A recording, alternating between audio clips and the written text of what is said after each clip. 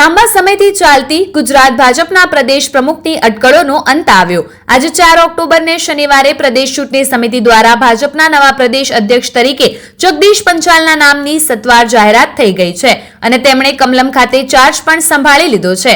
આમ જગદીશ પંચાલ ગુજરાત ભાજપના 14મા પ્રદેશ પ્રમુખ બન્યા છે। તેમણે ગઈકાલે વિજય મુહૂર્તમાં કમલમમાં પ્રદેશ પ્રમુખની દાવેદારી માટે ફોર્મ ભરીને ચૂંટણી અધિકારી ઉદય કાંગડેને સોંપ્યું હતું। પ્રદેશ પ્રમુખ માટે જગદીશ પંચાલ સિવાય એક પણ ફોર્મ ભરાયું ન હોવાથી તેઓ બિનહરીફ થયા છે। જગદીશ પંચાલ અમદાવાદના ઠક્કર બાપાનગર ખાતે આવેલી વિક્રમ પાર્ક સોસાયટી ખાતેના તેમના નિવાસસ્થાને મોટી સંખ્યામાં કાર્યકર્તાઓ સાથે રેલી સ્વરૂપે નીકળી ગાંધીનગર કમલમ પહોંચ્યા હતા। આજના પદગ્રહણ કાર્યક્રમમાં સાંસદ તેમજ કેન્દ્રીય ચૂંટણી ઇન્ચાર્જ કે લક્ષ્મણ, ગુજરાત પ્રદેશ પ્રભારી ભૂપેન્દ્ર યાદવ, પૂર્વ પ્રદેશ અધ્યક્ષ સી.આર. પાટીલ, મુખ્યમંત્રી ભૂપેન્દ્ર પટેલ અને સંગઠન મહામંત્રી રત્નાકર સહિત મોટી સંખ્યામાં નેતાઓ, કાર્યકર્તાઓ ઉપસ્થિત રહ્યા હતા।